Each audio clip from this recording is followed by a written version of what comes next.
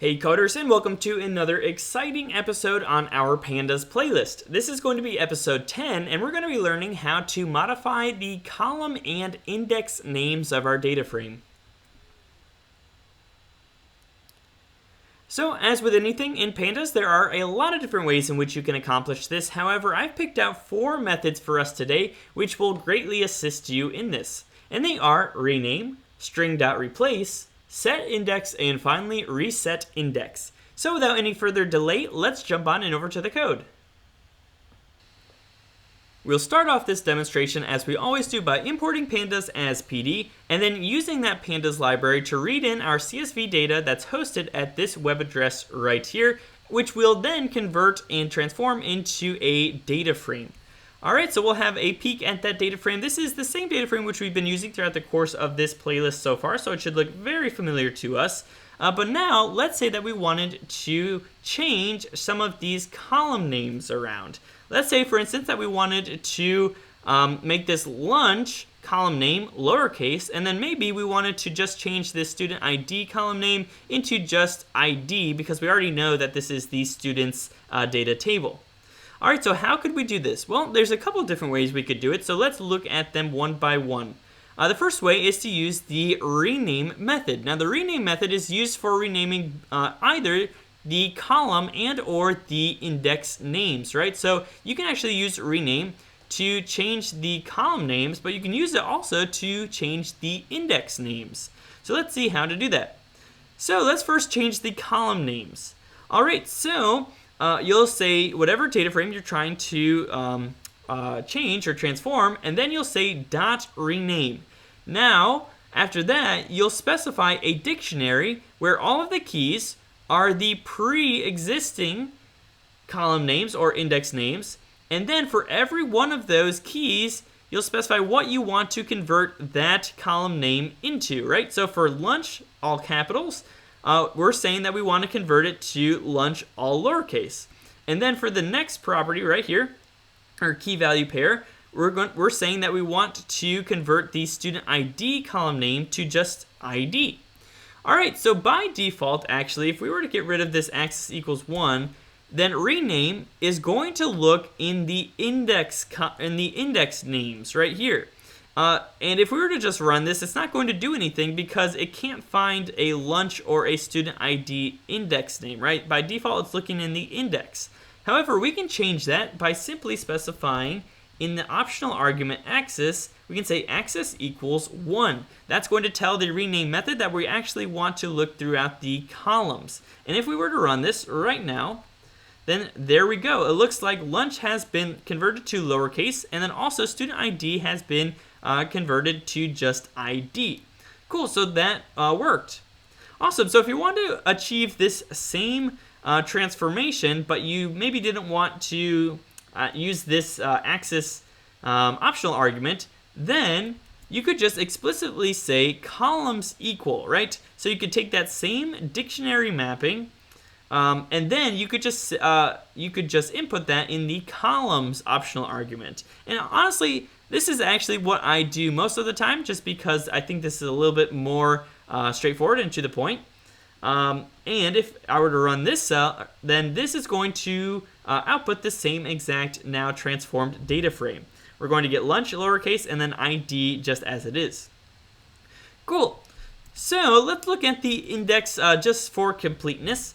So again, we actually don't need this right here because again, by default, it's going to look in the index names. But just to be more explicit, I'm going to add it in.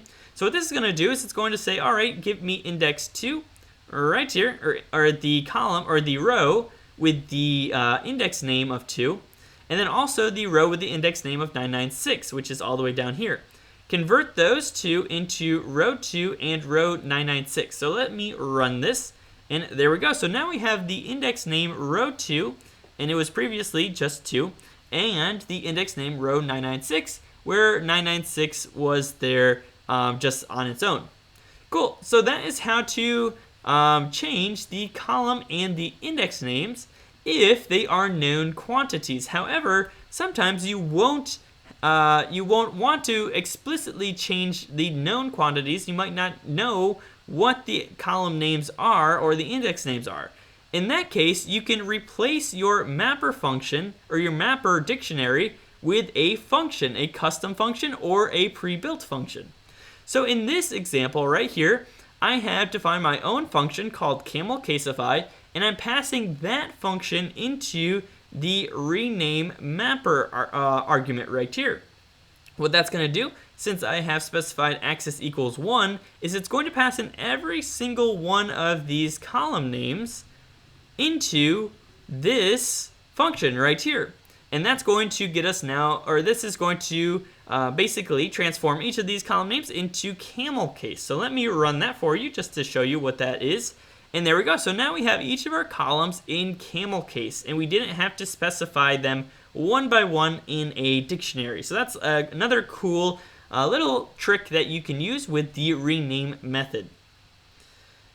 All right, let's keep moving on. So there's another way that you can rename columns, and that is by using the string.replace method on the columns property. So you can directly affect the columns property by saying student's dataframe dot columns equals, and then getting that again, dot string dot replace. Now we learned string dot replace in a previous episode. It's going to work the same exact way here.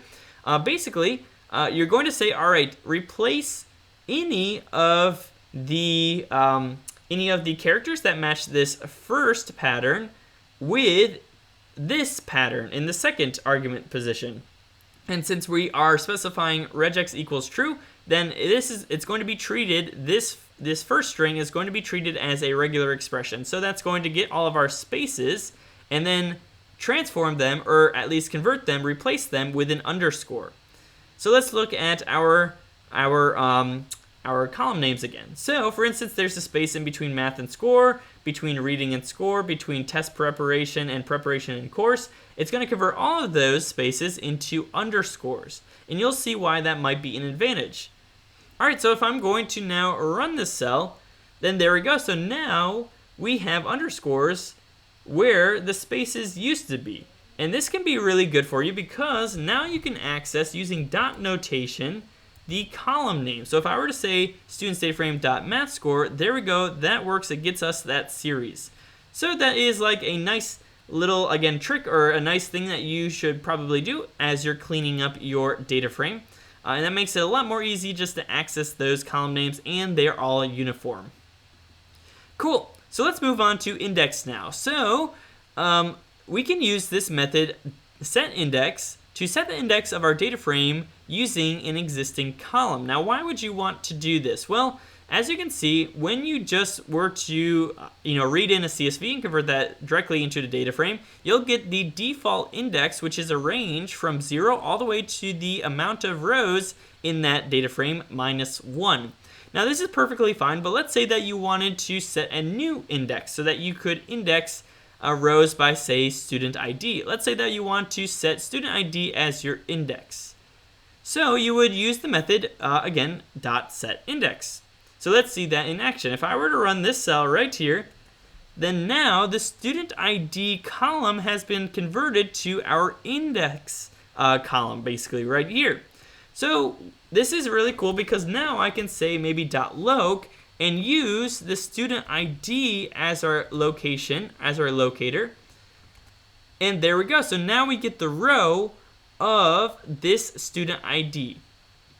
Cool. So that is how to set the index. However, if you wanted to ensure that no two indices have the same row or correspond to the same row, you could include this optional argument. So for instance, a student ID, that's pretty unique, but let's say that maybe you wanted to set the index of this student data frame with the math score column. And then you want to ensure that no two students had the same math score as the index, then you could specify verify integrity equal to true. Now if we run this, it's going to give us a value error because apparently there are more than one student or students that have the same math score. Cool, so that's just, again, an optional argument to ensure that no two indices are the same in your data frame. And then you also have this in place argument right here. We've seen this many times in the previous episodes. This is basically going to apply the changes directly to our student's data frame. So if I were to run this, then there we go. Now our new student's data frame has the student ID as the index. Awesome.